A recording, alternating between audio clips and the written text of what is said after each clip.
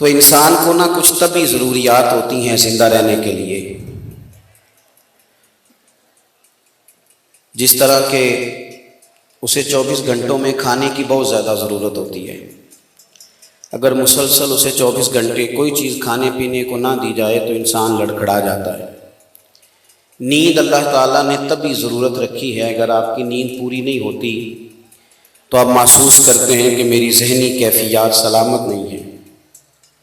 جس طرح انسان کو کھانے کی ضرورت ہے زندہ رہنے کے لیے، سونے کی ضرورت ہے، سانس لینے کی ضرورت ہے، بڑی نہیں بالکل اسی طرح زندگی میں محبت کی بھی ضرورت ہے۔ آپ کے گھر میں سارا کچھ موجود ہے، بہترین اللہ کی دی ہوئی نعمتیں موجود ہیں، اچھا گھر بنا ہوا ہے، بچے بھی ہیں، سب کچھ ہے۔ خاص غور کرنا میری بات پر، ہر چیز موجود ہے، بس میاں بیوی کا آپس میں پیار کا رشتہ نہیں۔ بتائیں گھر کا ماحول ٹھیک رہتا ہے؟ کہ جو بہت سارے لوگ باہر تلخ نظر آتے ہیں نا آپ کو، یہ بیچارے گھر میں پریشان ہوتے ہیں۔ جانے کس عمر میں جائے گی یہ عادت میری، روٹھنا اس سے تو اوروں سے الجھتے پھرنا۔ یہ جو گھر کے اندر تلخیاں ہوتی ہیں یہ بندہ باہر بھی لے کے آتا ہے، اور یہ بہت سارے لوگ جو آپ کو بڑی جلدی پریشان دکھائی دینے لگتے ہیں، یہ کچھ تھوڑے سے قابل رحم بھی ہوتے ہیں، کچھ ایسے مسائل انسان کے ساتھ ہوتے ہیں کہ شاید وہ اپنی زبان سے ادا نہ کر سکے، لیکن اگر اس کے گھر میں بظاہر ظاہری دولت تھوڑی بھی ہو، فریزر میں کوئی تازہ پھل اور سبزی نہ بھی موجود ہو، لیکن میاں بیوی ایک دوسرے کا احترام کرتے ہوں، بچے محبت کرتے ہوں، بھائیوں کے درمیان تناؤ کی پوزیشن نہ ہو، تو یقین کرنا کچے مکان میں بھی وقت بڑا ہی اچھا گزر جاتا ہے۔ بلکہ یاد کرتا ہے انسان ان لمحات کو جن لمحات میں اس کے پاس ظاہری دولت تو نہیں تھی لیکن محبت، پیار اور خلوص تھا۔ محبت بڑی، دیکھیں انسان کی جاب اس کے اپنے شہر میں ہو جائے، سیلری پیکج بڑا اچھا ہو، آنے جانے میں بھی آسانی ہو، الاؤنسز بھی ملتے ہوں، سارا کچھ ہو، لیکن اچانک جس جگہ وہ ملازمت کرتا ہے وہاں تلخی ہو جائے، عملے کے ساتھ، آفیسرز کے ساتھ حالات خراب ہو جائیں، تو ساری آسانیوں کے باوجود بندے کا نوکری پہ جانے کو دل نہیں کرتا۔ وہ کہتا میں نے نہیں جاب کرنی، ریزائن کر رہا ہوں، ٹرانسفر لے رہا ہوں، مجھے یہاں نہیں رہنا۔ کیوں؟ ہر شے ہے پر محبت، آپ سمجھ لیں بات کو، محبت اتنی ضروری ہے کہ دین اسلام نے حضور کی محبت کو ہی ایمان قرار دے دیا ہے۔ اللہ رسول سے اگر بندے کا رشتہ محبت کرنا ہو تو آپ یقین کریں دین کے بہت سارے کام بوجھ بن جاتے ہیں۔ اللہ ماشاءاللہ، معاذ اللہ بہت سارے لوگ ایسے ہیں جو وہ ترجیحی بنیادوں پر دین کا کام نہیں کر پاتے، اس لیے کہ ذمہ داری کو بوجھ سمجھنا اور ہے اور ذمہ داری سے پیار کر لینا اور ہے، ان دونوں چیزوں میں فرق ہے۔ جب آپ کا لہجہ پیار والا ہوتا ہے، آپ کو محبت ہوتی ہے، والذین آمنوا اشد حبا للہ، رب فرماتا ہے جو لوگ ایمان لے آئے وہ تو اپنے رب سے شدید محبت کرتے ہیں، انہیں پیار ہو جاتا ہے مالک سے، انہیں یہ جو ساری رات لوگ نماز پڑھتے تھے نا، انہیں محبت ہو گئی تھی رب تعالیٰ سے۔ پیار ہو جاتا ہے نا کسی سے تو ٹائم کا پتہ ہی نہیں چلتا، اور اگر کسی شخص کے ساتھ انسان کی طبیعت میچ نہ ہوتی ہو تو 20 منٹ نہیں بندہ اس کے پاس بیٹھ سکتا۔ ان لوگوں کو محبت ہو گئی تھی تو والذین یبیتون لربہم سجدا وقیاما، اب لمبے سجدے، لمبے قیام ہوتے۔ اپنی زندگی میں مزاج اگر محبت والا مل جائے، اللہ سے بھی محبت، اور نبی پاک علیہ السلام نے تو اس بات کو پورا کھول کے بیان کیا، فرمایا جب تک ہر چیز سے بڑھ کر مجھ سے پیار نہیں کرو گے تمہارا ایمان ہی مکمل نہیں ہوگا۔ محبت جو ہوتی ہے نا وہ جملوں اور لفظوں میں قید بھی نہیں کی جا سکتی، محبت جذبات میں ہوتی ہے۔ ادب جس کو ہم لفظ ادب کہتے ہیں نا، اس کی بھی عملی صورتیں نہیں ہوتی۔ بہت سارے لوگ بڑی شفقت سے آپ کے سامنے جھک رہے ہوتے ہیں لیکن باہر جا کے وہ یہ بھی کہہ رہے ہوتے ہیں کہ دیکھا میں نے کس طرح کام نکالا اپنا۔ اس کی کوئی صورتیں بنانا ضروری نہیں ہوتا، ادب تو آپ کے دل میں ہے کہ آپ کسی کا اکرام کتنا زیادہ کرتے ہیں۔ ایک بزرگ ایک دفعہ ایک جگہ پہ فرمانے لگے کہ بہت سارے لوگ آتے ہیں، دست بوسی کرتے ہیں، محبت کرتے ہیں تو مجھ سے لوگوں نے شکوہ کیا کہ فلاں آدمی سے آپ فلاں مرید سے پیار بھی زیادہ کرتے ہیں، لیکن ہم نے کبھی دیکھا نہیں کہ وہ آپ کے سامنے جھکتا ہو یا دست بوسی کرتا ہو۔ کہ تم لوگوں میں شکوہ تھا تو میں نے ایک دن سب کے بیچ ہی پوچھ لیا، میں نے اسے کہا صاحب تم نے کبھی ہاتھ نہیں چومے؟ تو وہ رو پڑا، کہنے لگا حضور منہ اس قابل نہیں۔ فرمانے لگے ابھی اس ادب کو کیا صورت دیں گے، اس کی عملی کیفیت کیا ہوگی؟ لوگ سمجھتے ہیں شاید اس کی کوئی خاص صورتیں ہوتی ہیں تو تبھی یہ ظاہر ہوتا ہے۔ بہت سارے لوگ ایسے ہوتے ہیں جو تو ویسے ہی سمٹ کے رہتے ہیں، ان کے انداز کے اندر، ان کے لہجے کے اندر پیار ہوتا ہے۔ تو زندگی میں انداز، ہمارے ہاں بہت سارے لوگ ایسے ہیں جو بلا وجہ تلخ رہتے ہیں، بدگمانیاں پیدا کرتے ہیں، فلانا محکمہ۔ آپ کسی بھی شعبے کے بارے میں لوگوں سے سوال کر کے پوچھیں پولیس والے کیسے ہوتے ہیں؟ ٹھیک ہوتے ہیں؟ بابڈا والے، ریلوے والے؟ چلے میں نے مولویوں پیروں کا سوال ویسے ہی نہیں کرنا آپ سے، وہ میں نے چھیڑنا ہی نہیں۔ تو آپ غور کر سکتے ہیں کہ ہمارا رویہ کیا ہے، اور یہی انداز ہمارا، ایک تو یہ ہے کہ محکمے کے بارے میں، ایک ہمارا انداز ہے پورے علاقوں کے بارے میں، تو فلانے ضلع کا ہے، تو فلانے شہر کا ہے، تو فلانے علاقے کا۔ یہ سب بدگمانیاں ہیں، ان کا حقیقتوں سے کوئی تعلق نہیں۔ کسی کی برادری کا نام لے کے، قبیلے کا نام، صرف یہ ہے کہ لہجوں میں تلخی پیدا کر لی ہے، 2 4 5 باتیں سوچ کے ہم اپنے آپ کو بدگمان کر لیتے ہیں۔ اور میرے بھائی، لوگ اس طرح کے نہیں ہوتے جس طرح کے ہمیں بتائے جاتے ہیں۔ یاد رکھنا، کوئی چھوٹا اس وقت نظر آتا ہے جب اسے دور سے دیکھا جائے یا غرور سے دیکھا جائے۔ ذرا بندہ قریب ہو کے دیکھے نا، احترام سے دیکھے، تو یہ میرے نبی پاک کی امت ہے۔ اور اللہ کے محبوب علیہ السلام نے فرمایا، ترمذی میں موجود ہے، فرمایا میری امت کبھی گمراہی پر جمع نہیں ہوگی۔ یہ کیسے سوچ لیا کہ سارے لوگ ہی برے ہو گئے، اچھا بچا ہی کوئی نہیں؟ جب تک آپ اپنی طبیعت میں، اپنی مزاج میں تھوڑا دل کو بڑا نہیں کرتے، تب تک آپ کے اندر محبت کے جذبات پیدا نہیں ہوتے۔ اور یہ جو عنوان آج، جس پر آج ہم بات کر رہے ہیں، جو دن آج ہم منا رہے ہیں، یاد رکھنا، یہ تو اتنی بڑی بات کر دی قرآن پاک نے، اتنی بڑی بات کر دی کہ صرف امت قرآن مجید کی اس آیت کے ترجمے کو کبھی سمجھ جاتی تو شاید حسنین کریمین کا نام آتا تو نظریں ہمیشہ خود بخود جھک جاتی، سیدہ پاک کا نام آتا، والا حضرت فاضل بریلوی رحمۃ اللہ علیہ کے چھوٹے صاحبزادے حضور مفتی اعظم مولانا مصطفیٰ رضا خان صاحب، تو 1 کروڑ کے لگ بھگ لوگ ان سے بیعت تھے۔ ہندوستان کا سب سے بڑا مفتی انہیں جانا جاتا تھا۔ تو ان کے کسی مرید نے کسی کے سامنے تعریف کر دی کہ میرے شیخ سب سے بڑے ہیں، تو اس نے بھی فوراً تنقید کی، کہنے لگا تمہارا طریقہ ہے، امام کو امام اعظم، مفتی کو مفتی اعظم، تم بڑھا چڑھا کے بات کرتے ہو۔ میرے سوال کا جب جواب دیں گے جب ہی پتہ چلے گا نا۔ وہ حضرت کا مرید ساتھ لے آیا، بیٹھک میں بیٹھے تھے، اس نے آتے ہی سوال کیا، کہنے لگا جی آپ مفتی اعظم ہیں، میرا ایک سوال ہے، حضور نبی رحمت علیہ السلام کی شہزادیوں کے نام تو بتائیں۔ حضرت مفتی اعظم بیٹھک میں بیٹھے تھے، جو دروازہ گھر کی طرف کھلتا تھا اٹھے اور اندر تشریف لے گئے۔ اس نے فوراً تنقید کی، کہنے لگا تم تو کہتے تھے مفتی اعظم ہیں، انہیں تو 4 بیٹیوں کے نام نہیں آتے، کتاب دیکھنے چلے گئے۔ تھوڑی دیر کے بعد حضرت شیخ تشریف لائے تو داڑھی سے پانی کے قطرے گر رہے تھے۔ فرمانے لگے میں وضو کرنے گیا تھا، حضور کی بیٹیوں کے نام کبھی بغیر وضو اپنی زبان سے ادا نہیں کیا، اس لیے کہ میرے والد نے مجھے سبق دیا ہے کہ تیری نسل پاک میں ہے بچہ بچہ نور کا، تو ہے عین نور تیرا سب گھرانہ نور کا۔ جب آپ مزاج بنا لیتے ہیں محبت کا، آپ دیکھیے نا، صحابہ کرام علیہم رضوان نے عرض کی یا رسول اللہ صلی اللہ تعالی علیہ وسلم، اہل بیت نبوت کی خدمت کے لیے ہر مہینے کچھ نذرانہ پیش کریں گے۔ اب اس کے پیچھے جو ان کا جذبہ ہے وہ کتنا قابل توجہ ہے کہ وہ نذرانہ لے کے آئے، اور انتخاب کس کا کیا؟ حضرت عباس کا۔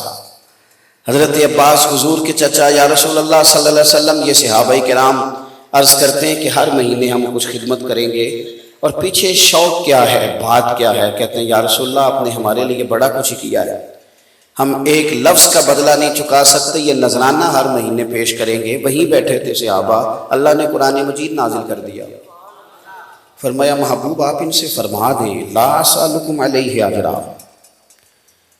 تبلیغ دین پر میں تم سے کوئی اجر نہیں مانگتا، میرا اجر تو میرے رب کے ذمہ کرم پر ہے، میں تم سے کوئی اجر نہیں مانگتا. او میرے دوستو ذرا اس آیت پر غور کرنا.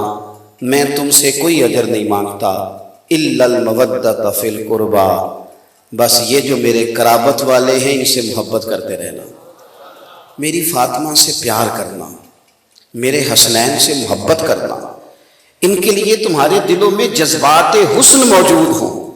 آج جو ہم طریقہ اپنائے ہوئے ہیں نا، سمجھتے ہیں صرف نعروں کا نام محبت ہے، یا وہ جو بڑے لوگ ہو جاتے ہیں وہ کہتے ہیں بیان دیا تھا صدر صاحب کا، بیان آیا تھا کربلا کے موقع پر، تو وہ بیان اپنے پاس ہی رکھیں.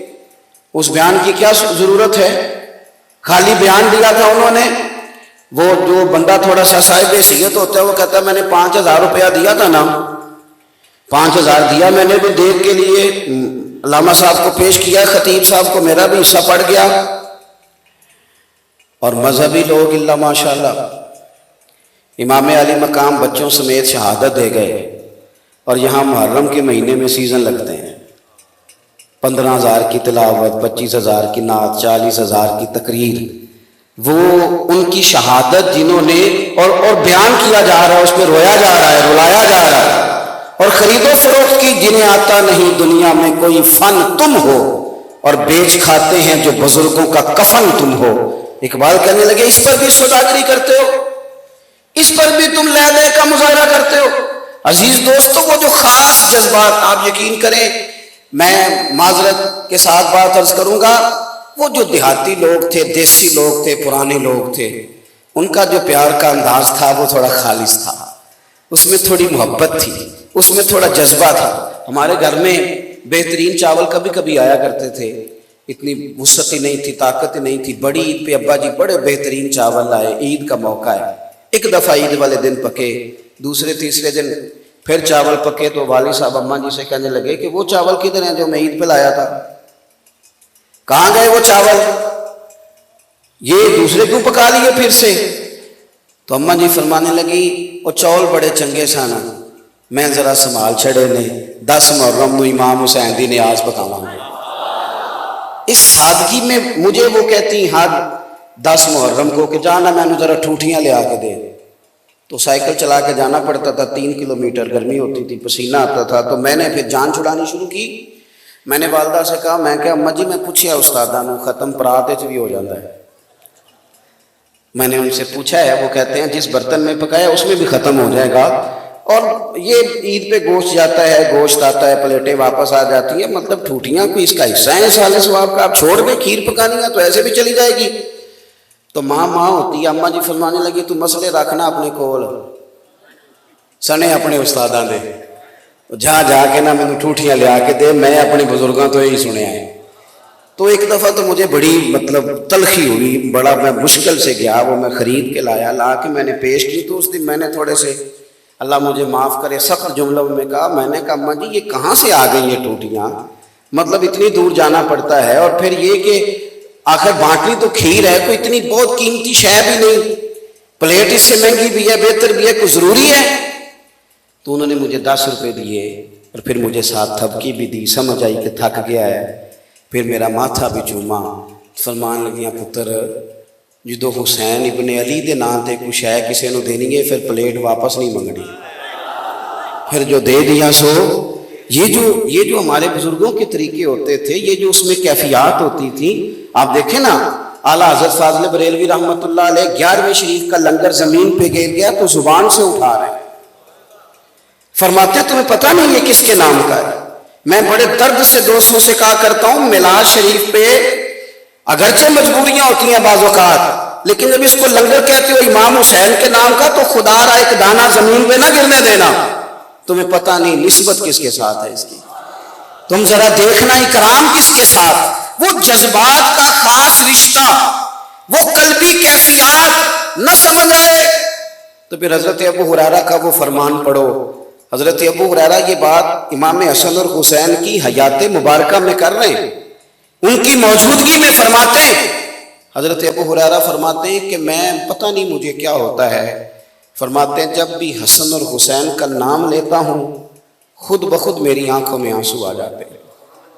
پتہ نہیں کیا بلندی ہے، کیا درجہ ہے. یہ بڑے آدمی حضرت ابو ہریرہ امیر المومنین فی الحدیث، لیکن دوستو بندہ بڑا ہو جائے، اس کے دائیں بائیں آگے پیچھے ڈھیر سارے لوگ ہو جائیں اور پھر وہ سمجھے کہ میرا اب کو بڑا ہی نہیں رہا، میں نے کسی کا اکرام ہی نہیں کرنا، میری کوئی نسبت ہی نہیں رہی، اب میں کیفیات سے نکل آیا ہوں۔ حضرت امام حسین رضی اللہ تعالیٰ عنہ کے مقدس پیروں کو مٹی لگ گئی۔ حضرت سیدنا ابو ہریرہ نے اپنے سر سے پگڑی کو کھولا اور جا کے دوڑ کے جب وہ امام حسین کے پیر صاف کرنے لگے تو امام علی مقام نے قدم پیچھے کیے اور پیچھے کر کے کہنے لگے حضور آپ کیا کر رہے ہیں، آپ بزرگ ہیں، میں جوان ہوں۔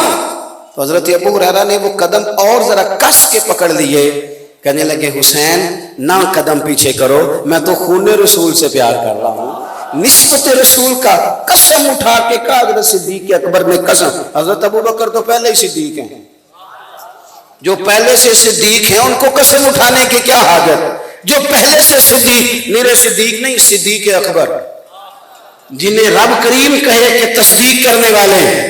حضرت ابو بکر صدیق قسم اٹھا کے کہتے ہیں، قسم اٹھا کے، میں کہتا ہوں وہ ذوق بہت اہتمام ہوتا ہے 9-10 محرم کو، لیکن ہمارے احساسات میں جو باتیں ہونی چاہیے، ہمارے جذبات میں جو رنگ ہونا چاہیے، ہمارے اندر ہماری کیفیات جو تبدیل ہونی چاہیے، ان میں دن بدن پوسٹوں کا رنگ آ رہا ہے، سوشل میڈیا کا رنگ آ رہا ہے، تصویروں کا رنگ آ رہا ہے، اس میں کوئی اور جلوے اب دکھائی دینے لگے ہیں۔ قسم اٹھا کے کہا حضرت ابو بکر صدیق نے، میں نے کہا ضرورت نہیں، وہ تو پہلے ہی صدیق ہیں، پر قسم اٹھا کے کہنے لگے لوگوں مجھے اللہ کی عزت کی قسم، مجھے اپنے ہر رشتے سے زیادہ مدینے والے محبوب کے رشتے عزیز ہیں، اپنے ہر رشتے سے زیادہ حضور کا رشتہ محبوب ہے۔ حضرت صدیق اکبر کی بڑی خواہش تھی کہ میرے والد بھی مسلمان ہو جائیں، فتح مکہ پہ اللہ نے توفیق دی، وہ مسلمان ہو گئے۔ کچھ عجیب جذبہ تھا ان کے اندر، ان کے بیٹے مسلمان ہیں، بیٹیاں مسلمان ہیں، پوتے نواسے مسلمان ہیں، صحابی ہیں، 3 نسلیں، اب بڑا شوق تھا کہ میرے والد بھی آئیں۔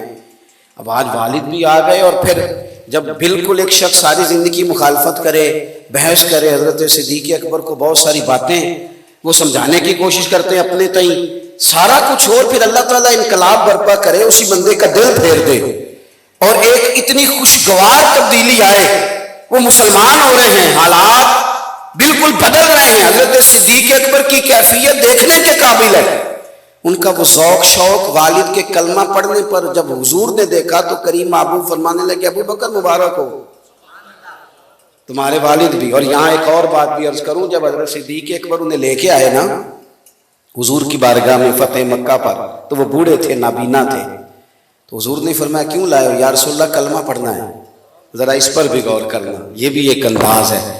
تو محبوب فرمانے لگے یہ بوڑھے بھی تھے، بیمار بھی تھے، اگر ان کا ارادہ بن گیا تھا تو مجھے بتاتے، میں گھر آ کے کلمہ پڑھا دیتا۔ کچھ چیزیں اور بھی ہیں، کچھ انداز اور بھی ہیں۔ اللہ کے محبوب نے فرمایا، یہ بخاری مسلم میں ہے، فرمایا جس نے سفید داڑھی والے مومن کی عزت کی، سمجھے میں نے اپنے رب کا اکرام کیا ہے۔ کچھ چیزیں اور بھی ہیں جو ہمارے لیے قابل توجہ ہیں۔ تو حضرت صدیق اکبر کو حضور نے مبارک دی، فرمایا ابو بکر بڑی مبارک ہو، ہمارے والد مسلمان ہو گئے۔ تو یہ اس وقت ان کی کیفیت تھی، جذبات تھے، وہ رو پڑے، رو کے کہنے لگے یا رسول اللہ میں آج بڑا ہی خوش ہوں۔ پھر حضور کا ہاتھ تھام کے چوم کے عرض کرنے لگے یا رسول اللہ اگر آپ کے چچاؤں میں سے کوئی کلمہ پڑھ لیتا تو میں اس سے بھی زیادہ خوش ہوتا، میں اور زیادہ راضی ہوتا، اس لیے کہ ان کے آنے سے آپ کو خوشی ہونا تھی۔ دوستو حضور کی اولاد پاک کے ساتھ سید کا نا صحیح العقیدہ ہونا شرط ہے، باقی آپ اس کا اکرام کریں اور آپ کو لطف آئے گا جب آپ کا مزاج، آپ کی طبیعت ادب والی ہو جائے گی، آپ خود محسوس کریں گے کہ میں قرار میں۔ باقی بدگمانیاں ہیں زندگی میں، جتنی مرضی پیدا کر لیں، جس کے بارے میں مرضی پیدا کر لیں، جس طرح کر کے مرضی کر لیں، لیکن اگر ان لوگوں کے ساتھ اکرام، اور دوسری بات ایک تو محبت، دوسری بات احترام، احترام دینے سے نا انسان محسوس ہوتا ہے کہ یہ بندہ صاحب عزت ہے جو کسی کی عزت کر رہا ہے۔ علامہ اسماعیل حقی رحمۃ اللہ نے لکھا ہے حضور کی بارگاہ میں لوگ بیٹھے تھے تو جگہ بظاہر کچھ گنجائش کم رکھتی تھی، رش زیادہ ہو گیا، حضرت صدیق اکبر بالکل حضور کے پہلو میں بیٹھے ہیں، بالکل قریب، وہ آج بھی حضور کے پہلو مبارک میں ہیں، بالکل قریب بیٹھے تھے۔ اچانک مولا علی شیر خدا آ گئے، सब صحابہ اٹھنا چاہ رہے تھے, اٹھنے کو تیار تھے, جگہ بنانا چاہ رہے تھے, لیکن جیسے ہی مولا علی آئے سب سے پہلے حضرت صدیق اکبر اٹھے, ان کا بازو تھاما, لا کے حضور کے قریب بٹھایا, اور کوئی تبصرہ نہیں, کسی شخص نے کوئی بات نہیں کی, کیونکہ وہ حضور کی بارگاہ ہے, صحابہ جو بیٹھتے تھے جیسے سروں پہ پرندے بیٹھے, کسی نے کوئی کلام نہیں کیا, کوئی تبصرہ نہیں کیا, لیکن اللہ کے محبوب خود ہی بولے. حضور فرمانے لگے دیکھا تم نے, میری طرف دیکھیے جی, فرمایا دیکھا تم نے ابو بکر صدیق نے کیا کیا ہے, کس طرح علی کا احترام کیا, لا کے بٹھایا. پھر حضور فرمانے لگے عزت والا ہی کسی کو عزت دیا کرتا ہے, جو صاحب اکرام لوگ ہوتے ہیں وہی کسی کا احترام کرتے ہیں. تو اپنے گھر کے اندر بیٹھ کے جب ہم اہل بیت نبوت کا تذکرہ کریں گے, باوضو ہو کے, سلیقے کے ساتھ, جب کچھ ایصال ثواب کے لیے کچھ نیاز ہمارے سامنے پڑی ہوگی, ہمارے بچے ہم سے سوال کریں گے, دیکھیں ہم نے کتنا کچھ شروع کر لیا, چند سالوں میں سالگرہ اس طرح عام ہوئی ہے کہ ضروری حصہ بن گئی ہے, اور ایک بندے کی 2 سالگرہیں, ایک اپنی شادی کی, ڈبل سالگرہ ہو رہی ہے, اور پورا اس کا اہتمام ہوتا ہے, اس پر احتجاج ہو جاتا ہے اگر آپ یہ کام نہ کریں. کس طرح یہ ہمارے ہاں چیزیں آئی ہیں اور پوری طرح ہمارے کلچر اور سوسائٹی کا حصہ بن گئی ہیں. ہمارا کلچر تو صحابہ اور اہل بیت کا پیار تھا, اولیاء اللہ کی محبت تھی, رسول پاک علیہ الصلوۃ والسلام کی نسبت ہمارا کلچر تھا. تو ایک تو تیزی سے نوجوان ادھر نکل گئے, اور پھر لطف کی بات یہ ہے کبھی کوئی بندہ فتویٰ پوچھنے نہیں آیا کہ مولانا وہ بچے کہہ رہے ہیں سالگرہ کرنی ہے تو کر لیں, نہ کبھی کسی نے یہ پوچھا ہے کہ کیک کی بھی کوئی اصل موجود ہے کہ نہیں, نہ کسی نے یہ پوچھا ہے کہ دیگر جو لوازمات ہوں گے وہ بھی کہیں سے آئے ہیں کہ نہیں, حالانکہ کوئی ایک چیز بھی اس میں سے قضا ہوتی ساری پوری کی جاتی. دوستو کبھی بھی اپنی روایات کو ضائع نہ کریں, اپنی نسبتوں کا, اپنے تعلقات کا, اپنے معاملات کا پورا احترام کریں. دوسری بات, ہمارے نا جیسے میں نے شروع میں کہا زیادہ پریشانیاں گھروں کے اندر ہیں. ڈھیر سارے لوگ تھے, بڑے لوگ تھے, لیکن وہ گھروں کے اندر سے ٹوٹ گئے تو بیچارے باہر بھی کچھ نہیں کر سکے. انسان کامیاب اس وقت ہوتا ہے جب اپنے گھر کے اندر وہ بہترین اخلاقی قدریں تعمیر کرنے میں کامیاب ہو جاتا ہے. ہمارے ہاں یہ رواج آیا ہے کہ لوگ سمجھتے ہیں کہ بہت زیادہ دولت اکٹھی کرو, بچے جو مانگے انہیں فراہم کرو, ہر قسم کی ان کی خواہش پوری کرو. اس کا نتیجہ یہ ہے کہ جس ملک میں سیلاب آیا ہوا ہے, جس ملک میں لوگ آفت کا شکار ہیں, اس ملک میں نئے ماڈل کی گاڑی نہیں ملے گی آپ کو, جو نئے ماڈل کا موبائل آئے گا وہ نہیں ملے گا, پرانا مل جائے گا. حالانکہ ساتھ ہم اپیل کر رہے ہیں کہ چندہ دیا جائے سیلاب زدگان کو, اور اس کے ساتھ جو ہماری ذاتی خواہشات ہیں وہ بھی پورے عروج پہ ہیں. ہم سمجھتے ہیں شاید بہت زیادہ دولت سے, اچھا یہ بہت سارے لوگوں کا خیال ہوتا ہے کہ بچوں کو پوری آسانیاں دے دو تو پھر ماحول ٹھیک ہو جائے گا, لیکن یہ تجربے کے بعد پھر نتیجہ نکلتا ہے جب پوری دولت آ جاتی ہے اور پوری آسانیاں ہو جاتی ہیں تو پھر بندہ سوچتا ہو اصل بات تو یہ نہیں تھی, اصل تو کچھ اور تھا. آپ دیکھیے نا یہ حضور کی اولاد پاک ہے, الترغیب و ترہیب دیکھیے گا, میرے رسول پاک کی ایک دعا وہاں نقل کی گئی ہے. شاید یہ دعا آج آپ کو کوئی بندہ الا ماشاءاللہ مانگتا نظر نہ آئے, پر حضور نے مانگی ہے. اللہ کے محبوب نے ہاتھ اٹھا کے کہا تھا اے اللہ میرے بچوں کو ایک وقت روٹی دینا اور ایک وقت کا فاقہ دینا. مانگے کوئی دعا اپنے بچوں کے لیے, اللہ انہیں بس بقدر کفایت روزی دینا ایک وقت, اور وہ خاص سادگی ہر عورت کے لیے جائز ہے, وہ زیور پہنے جتنا مرضی پہنے, اگر آپ کے پاس گنجائش ہے تو آپ جتنا مرضی قیمتی گھر سجائیں. لیکن سیدہ فاطمہ الزہرا رضی اللہ تعالی عنہا کو ایک دفعہ حضرت مولا علی نے سونے کا لاکٹ لا کے دیا, ایک دفعہ, اور انہوں نے کچھ پردے خرید کے لگائے اپنے گھر میں. یہ 2 چیزیں آئیں. حضرت فاطمہ کہتی ہیں حضور سفر سے واپس آئے تھے, میرے گھر میں قدم رکھا, سلام کے بعد بغیر کچھ کہے تشریف لے گئے. حضرت مولا علی کہتے ہیں میں گھر آیا تو فاطمہ رو رہی تھی. کیا ہوا؟ کہ علی پتہ نہیں, محبوب کریم نے کوئی بات نہیں کی. کہتے ہیں میں مسجد میں گیا تو حضور رو رہے تھے. محبوب کیا ہوا؟ تو فرمایا وہ میری بیٹی ہو کے سونے پہننے لگ گئی ہے. اس نے گھر کے اندر قیمتی پردے لٹکا لیے. کیوں بھلا؟ محبوب کو پتا تھا کہ کائنات کے ہر غریب باپ نے بیٹی کو تسلی تو سیدہ فاطمہ کا نام لے کے دینی ہے کہ دیکھو نا محبوب کی شہزادی نے نہیں پہنا تو تم کیا سمجھتی ہو سارا کچھ زیورات میں ہے. حضرت مولا علی واپس آئے, کہا فاطمہ وہ جو تیرا سونے کا لاکٹ ہے اور وہ جو گھر میں پڑتے ہیں فوراً سیدہ پاک نے لپیٹ کے دیے, فرمائیے جائیے کسی غریب کو دے آئیں. او میرے بھائی, ہمارے بچے تو سادگی سیکھنے کو تیار نہیں. جو بچہ کھانا نہ پکنے پر موبائل توڑ دیتا ہے, اب کیا سمجھتے ہیں وہ بڑا ہو کے آپ کے جذبات کا خیال کرے گا, آپ کے احساسات کا خیال کرے گا؟ جس قوم کو پنکھا بند ہو جانے پر احتجاج سوچتا ہے وہ کیا سمجھتے ہیں آپ کے لیے کسی جگہ کھڑی ہوگی؟ ہم نے جہاں ان بچوں, یہ فیشن ہو گیا ہے کاکروچ دیکھ کے چیخیں مارنا, یہ برگر فیملی ہونے کی علامت ہے. میرا بچہ چھپکلی دیکھ کے ڈر گیا تھا جی, وہ بڑے امیر لوگ ہیں جی ہم, وہ جناب وہ قربانی کا جانور ذبح ہو رہا تھا تو دیکھیں بچہ رو رہا ہے, ویڈیو بنا کے چڑھا, یہ کوئی کمال ہے؟ یہ اس طرح کرتے ہیں سمجھدار لوگ.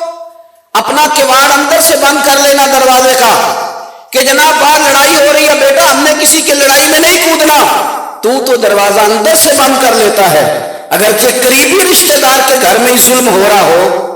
لیکن مولا علی شیر خدا نے امام حسن اور حسین کے ہاتھوں میں تلواریں تھما کے کہا تھا پتر عثمان غنی کے گھر پہ حملہ ہو گیا ہے, یہاں دروازے پہ کھڑے ہو جاؤ, یہ تمہارے خالو ہیں, خبردار کوئی ظالم یہ دروازہ پھلانگ کے عثمان غنی تک نہ پہنچے. پھر کسی کو ضرورت بھی نہیں ہوئی وہ دروازہ کراس کرنے. حضرت مولا علی تو ساتھ جہاد میں لے کے جاتے شہزادوں, رسول کریم اپنے سامنے ان کی کشتی لڑواتے. حضور نے جو تربیت کی نبی پاک نے. مجھے ایک دفعہ ایک دوست نے بڑی دور سے فون کیا تو وہ کہنے لگا آپ لوگ تقریریں کر دیتے ہیں, ہم لوگ سن لیتے ہیں, اور کبھی بات کریں تو آپ لوگ ناراض بھی ہو جاتے ہیں کہ یہ بے ادبی ہو گئی. تو 3 دن کھانا نہ بندہ کھائے, 3 دن بندہ پانی نہ پیے, تو پھر آپ کہیں کہ وہ میدان میں بھی نکلے اور وہ پورا لڑے اور پھر اتنے لوگوں کو قتل بھی کیا, تو کچھ ہمیں تھوڑی سی نا آپ کوئی اطباء کے حوالے سے, ڈاکٹرز کے حوالے سے بھی بات بتائیں. کہنے لگے کہ بڑے بڑے دلیر لوگ ہوتے ہیں رمضان میں, لیکن عصر کے وقت تو وہ کلام بھی نہیں صحیح طریقے سے کرتے, بڑے بڑے سمجھ. تو 3 دن مسلسل, آپ کو سمجھ آ رہی ہے میری باتوں کی, یعنی 3 دن کھانا نہیں کھایا, پانی نہیں پیا مسلسل, اور پھر آپ لڑیں اور میدان میں نکلیں اور پھر بڑی ہمت کے ساتھ لڑیں, یہ کیسے ہوتا ہے؟ تو میں نے کہا آپ کا سوال تو بالکل درست ہے, اس میں تو کوئی ٹینشن والی بات ہی نہیں, بڑا سادہ سا ہے, آپ سمجھ جائیں گے. توجہ ہے آپ دوستوں کی میری بات پر. دیکھو اگر بندے کو بچپن سے عادت ہو 3 دن روٹی نہ کھانے کی, تو پھر آپ کا کیا خیال ہے اس کے بارے میں؟ نہیں سمجھے آپ میری بات.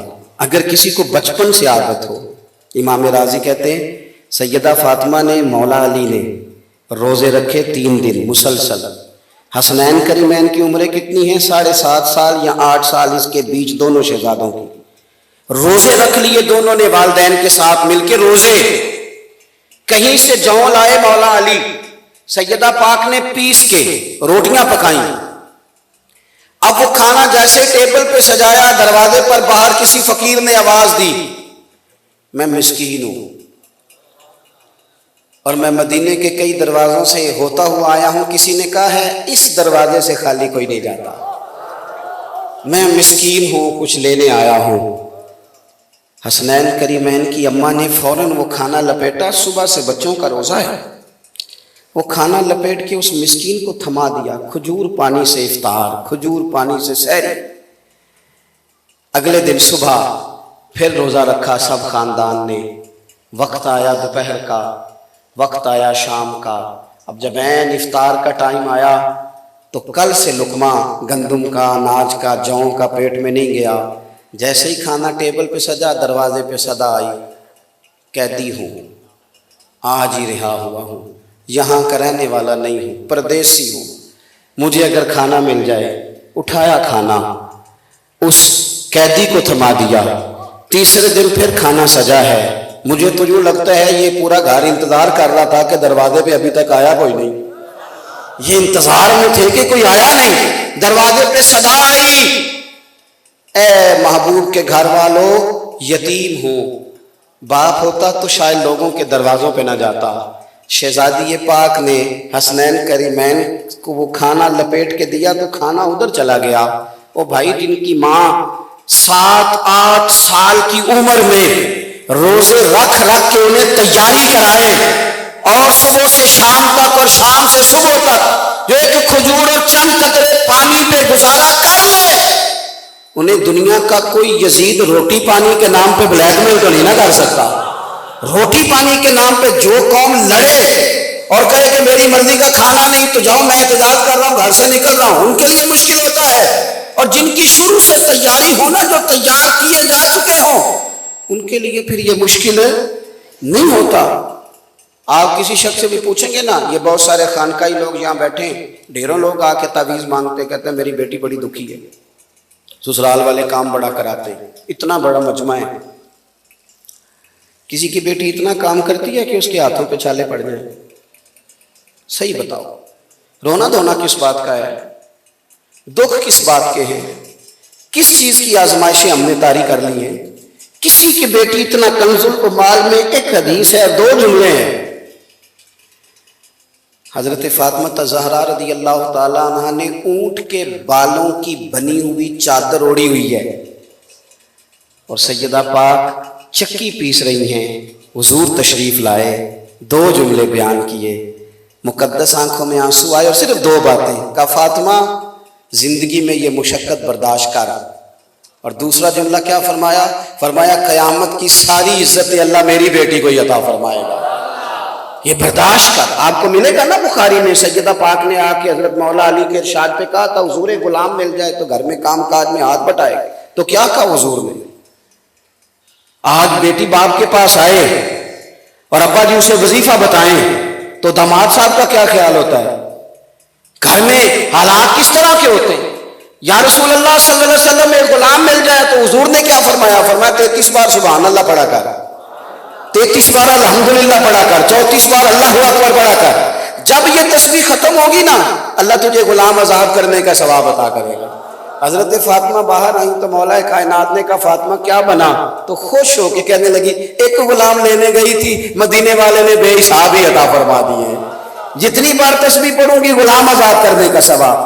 اپنے گھر کے ماحول پر تھوڑی توجہ کرنے کی ضرورت ہے۔ دوسری بات، آپ کو جتنی کتابیں ملیں گی نا اہل بیت نبوت کی حالات پر، ایک بات بڑی عجیب ہے، پچھلے صفحے پر سب نے لکھا ہے کہ کئی مہینے چولہا نہیں جلا، سبھی نے لکھا ہے، اور یہ فخر بھی اختیاری ہے، کئی مہینے چولہا نہیں جلا، یہ سبھی نے لکھا ہے، لیکن حیران ہوں ہر مصنف پر کہ ہر بندے نے یہی لکھا کہ اس گھر میں کئی مہینے چولہا نہیں جلا، لیکن اسی مصنف نے چند صفحوں کے بعد لکھ دیا کہ گھر میں کئی مہینے چولہا نہیں جلا، پر دروازے پہ جو مانگنے آیا ہے اسے جھولی بھر کے عطا فرمایا ہے۔ یہ بھی عجیب انداز ہے بھئی، آپ چند صفحات پہلے کہہ رہے ہیں مہینہ گھر میں چولہا، لیکن جو اگلے ہی چند صفحوں پہ کہتے ہیں جو آیا ہے اسے جھولی۔ امام حسین کے پاس سائل آ گیا، ہمارے ہاں نا لوگوں نے غریبوں کو دینے کے لیے کھلے پیسے سائڈ پہ رکھے ہوتے ہیں، کبھی گاڑی میں آ جائے نا وہ اب مجبور ہو جائیں دینا ہی پڑے گا۔ ویسے تو اب بہت سارے ٹول پلازوں کو انہوں نے لکھ دیا ہے کہ 2 ہی نا، یہ سارے پروفیشنل ہیں، ان کو دینے کی ضرورت نہیں، تو یہ تو آپ نے لکھ دیا محکمے والوں نے، تو ان سے پوچھتے کیوں نہیں، یہ مانگتے کیوں ہیں؟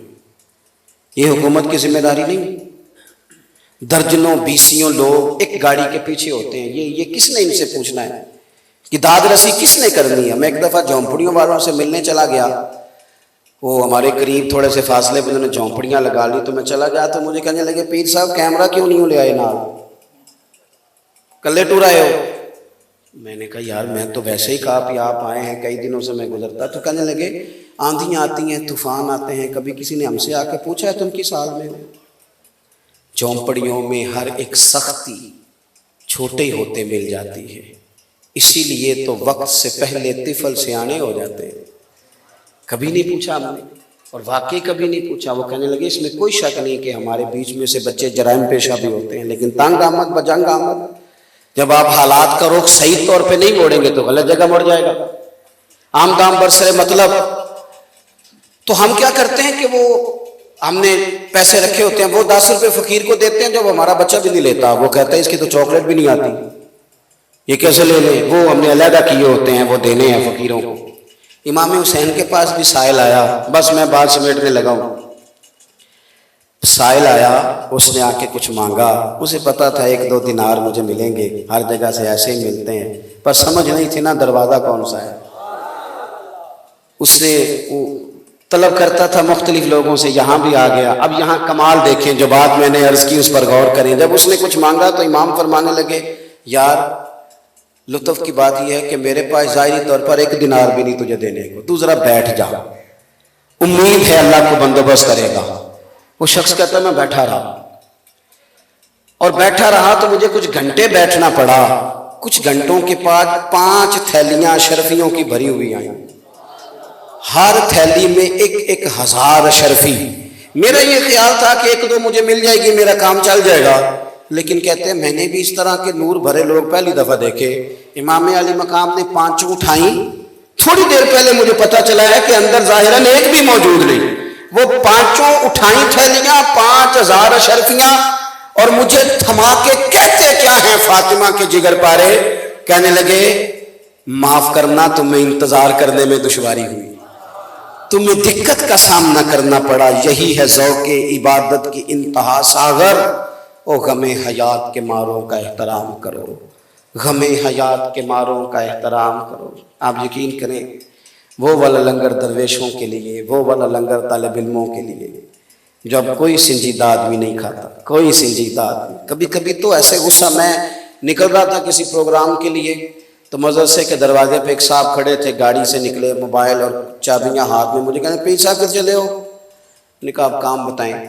کہنے لگے وہ ساڑی شادی سی تو او 1-2 دیگاں بات گئی نے کو منڈا کر لو لے وہ طالب علم والی۔ میں نے اسے کہا تو کیا سمجھتا ہے یہاں روٹی نہیں پکتی؟ ود گئی نے تو طالب، خبردار آج کے بعد اس طرح کا کوئی رویہ لے کے تو نے مدرسے کا رخ کیا، ان لوگوں کو تو کیا سمجھتا ہے یہ رسول اللہ کے دین کے طالب علم ہے۔ سانو تخت ہزارے دی لوڑ کیے نالے کی لگے شہر بمبول دے نال، اسی اپنی بال کے سیکنے آ، سانو کی لگے کسی اور دے نال، کروں مد ہے اہل دول رضا، اور پڑے اس بلا میں میری بلا، میں گدا ہوں اپنے کریم کا، میرا دین پارا اعلان ہے۔ یہ کس طرح کا رویہ ہے کہ جناب وہ بچے آئے ہیں قرآن شریف پڑھنے کے لیے، دیکھ ذرا لیٹ ہے لہذا اس طرح کرو 2-2 سپارے اور پڑھ لو۔ یہ کہ آپ نے کبھی آپ کے گھر میں مہمان آئے ہوں تو کبھی کہا ہے جناب تھوڑی دیر بیٹھے، کھانا لیٹ ہے؟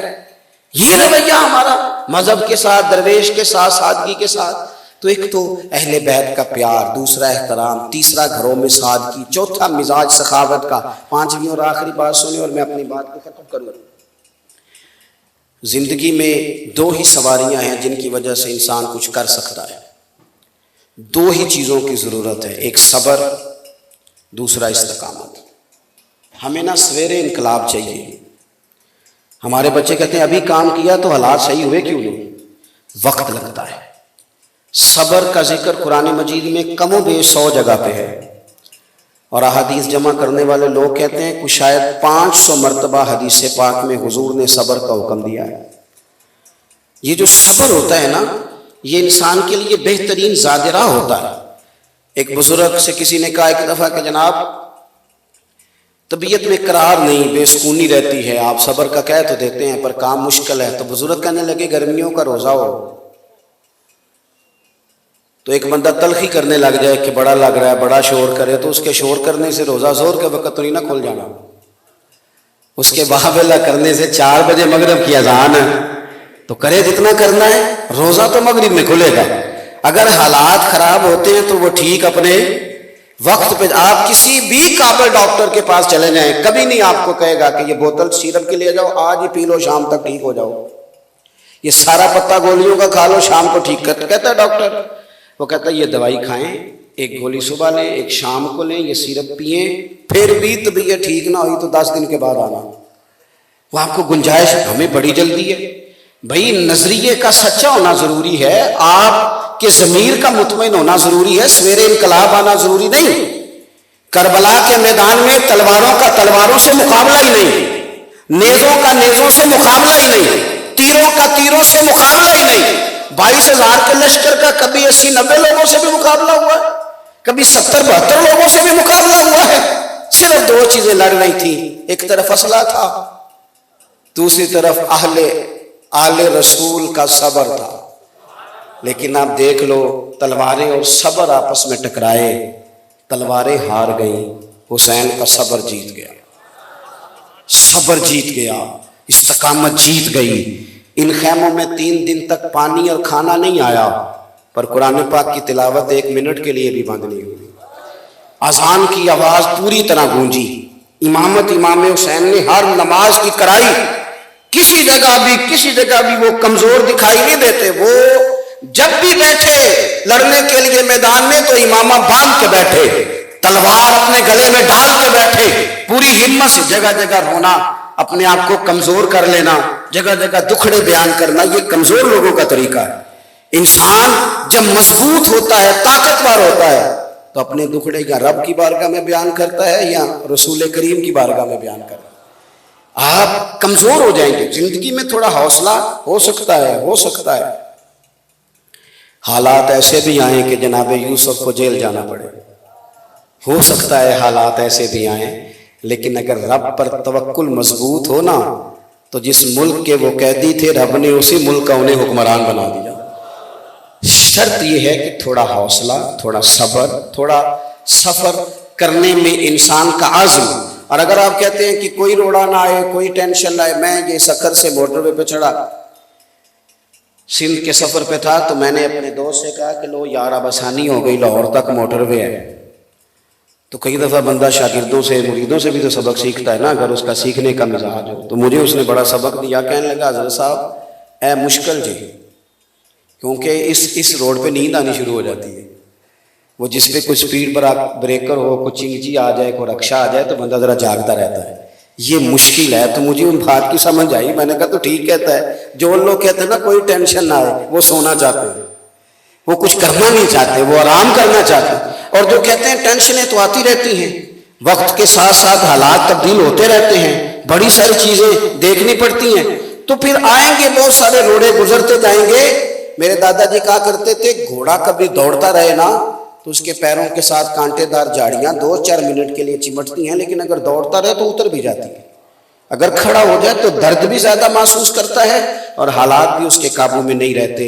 सब्र, हौसला, जहां सफर मुसलसल रहे, लेकिन सब्र के साथ, हौसले के साथ काम किया जाए। इमाम हुसैन शहीद हो गए थे, पर यजीद तो 4 साल हुकूमत फिर भी कर गया था। वो तो 4 साल रहा, सवेरे इनकलाब नहीं आया। लेकिन आज हाल ये है कि यजीद का नाम गाली बन गया है। आज हाल ये है कि जो उसके तरफदार हैं वो भी खुल के नाम लेने की पोजीशन में नहीं है। आज ये हालत हो गई है कि छुपते फिरते, जिनके दिलों में कई माज़अल्लाह गुंजाइश भी है, वक्त लगता है चीज़ों को। और इंसान को बेदार तो हो लेने दो, हर शख्स पुकारेगा हमारे हैं हुसैन।